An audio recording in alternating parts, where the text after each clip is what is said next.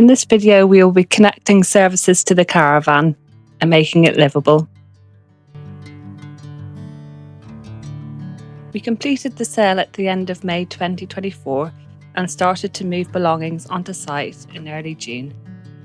We also have an exciting update at the end of the video.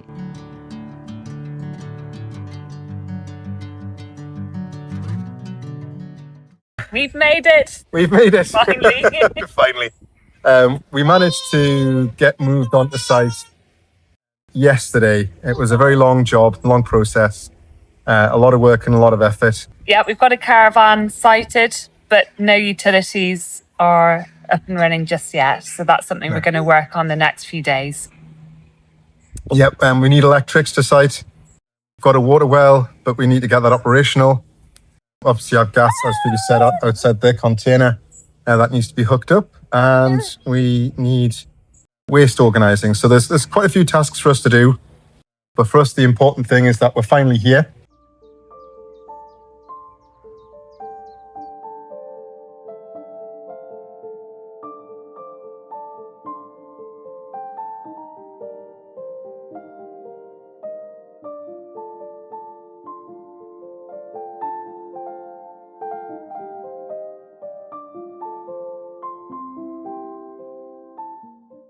First job is to get the water connected to the washing machine. We got the plumber out and he flushed and sterilised the well and set up the pump and water filtration system. Right, okay.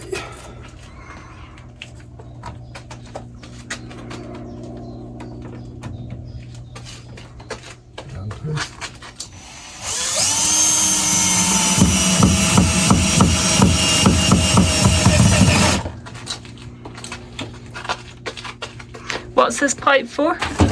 This is for the washing machine. For the water to go in. Yeah. Water supply for the washing machine. Yeah.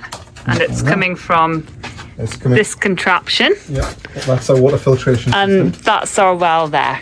So it's kind of goes up and over. So we're very lucky actually because the well is in good order. So and the water's decent. So that's really, really good.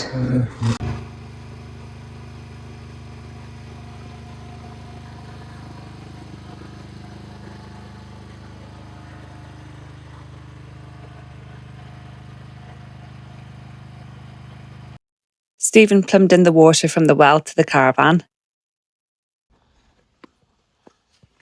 So in the ensuite, in the main bedroom, the sink isn't connected, is it? There's no pipe. So Stephen's just cracking on with that now. And he's also repairing the gutter, or the brackets on the gutter, because when it was delivered, it got a little bit damaged because there's a very tight gap just at the very last bit of the journey coming up the hill.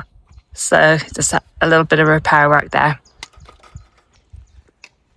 So once we've got this done, that's pretty much last of the plumbing underneath the caravan sorted. Obviously we've got the gutters to finish, but once that's done, probably July time or maybe August, we need to start looking at insulating underneath the caravan, because there's no insulation underneath there.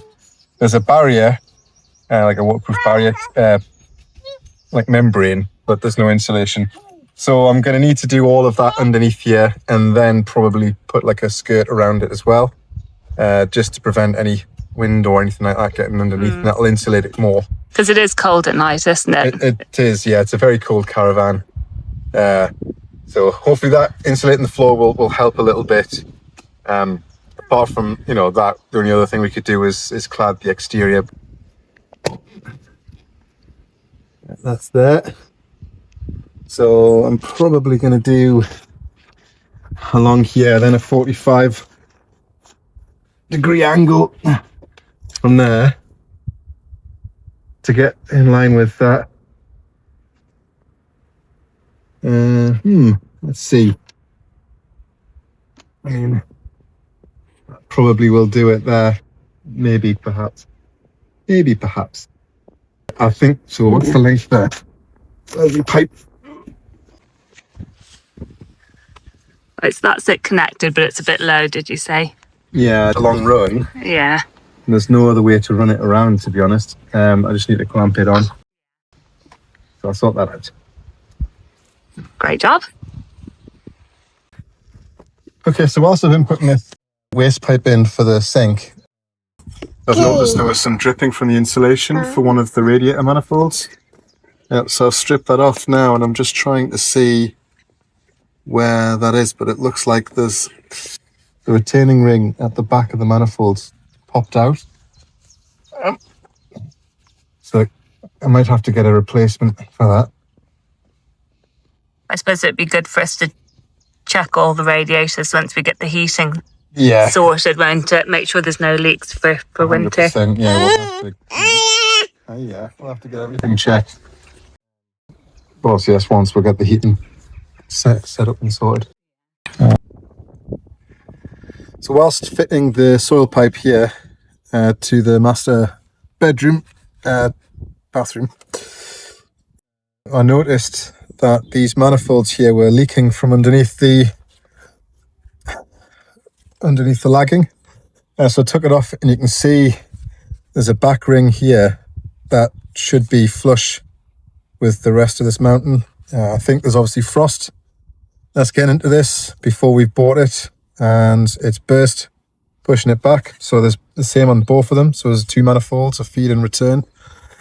So last night, ordered some manifolds, got them delivered today, which is really quick. Well done to Screwfix. But you can see here, that's meant to be fixed. It's not meant to be loose. Whereas here you can see, look, that's burst off. So my job now is to change both of these out, and touch wood, there isn't any other leaks elsewhere. Okay, we'll have that first manifold off. Unfortunately, there's no way to isolate the boiler away from the radiators. There's no isolation valve, so it's a little bit of a wet job. But anyway, so this is what a new manifold looks like, and this is what the existing manifold looks like, which explains what's happened there. So obviously it's frozen, it's expanded, and it's burst. So anyway, we'll get those swapped over, and hopefully at some point get this heating going. There's the new manifold in on either the feed or the return. So we'll now move on to the second manifold. You can see it just here. Again, you can see it's burst already. I'm going to pop it off. There'll be a bit of water that comes out, and then we can start taking the 10mm pipes out. That's both of the manifolds now changed out. This one was particularly awkward. Even though the back retainer had popped, it was still wedged on, so I had to take the whole part off. And obviously there was a bit of a metal ring that was holding it in place. So anyway, take that off. That's then fitted back in. I now need to fill the system back up, and then we can give it a go. A part of the heating system is getting the whole system set up ready for gas. I noticed the other day when we were fitting the ground anchors that there was some gas pipe work with an open end. I'll show you here. So you can see here, that runs straight all the way down and connects up to the main gas line, which runs from left to right on that side. So thankfully, I've got a 3/4 inch BSP plug to close that up. So I'm not sure what that was for, whether they had the gas bottles here at some point or not. I don't know. But we'll get that plugged off, and I'm just going to check around the rest of the caravan to see if there's any other open end pieces of pipework before we get the gas connected. Come on then, there you go. So we've had a bit of a leak, trying to pressurise, what is it, the system? The heating system? Yeah. So, as I noted underneath that, obviously frost got to the 4-way reducer manifold. So once I started introducing water, I just thought I'd see what the system was like. And there's a cap valve on the top of each of the radiators. Frost has obviously gotten into here. The company we bought off haven't drained it down So each of the caps have now burst on the radiators, and we didn't even get to a bar. So yes. So we've got, well, we'll get the carpet cleaner and suck up most of that moisture. Yep.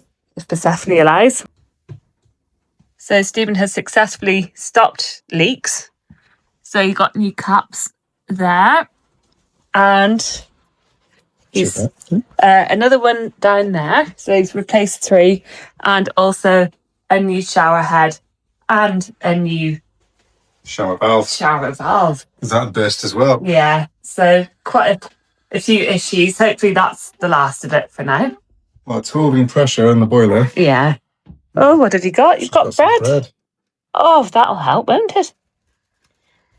The septic tank is getting emptied. Not sure when it was last done, but there was engine oil and all sorts down there. And here's the electricity getting connected. We are now fully functional with all the services connected. We've essentially camped in the caravan for the last couple of weeks, so a working fridge and a hot shower will feel luxurious.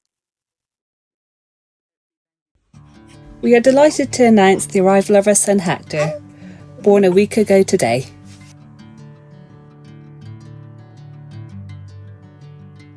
In our next video, we will be building the caravan decking. We also want to show you our old showman's wagon that we managed to get included as part of the sale of the house. Thank you for watching, and also a big thank you to our new subscribers. We also appreciate all your comments. See you in the next one.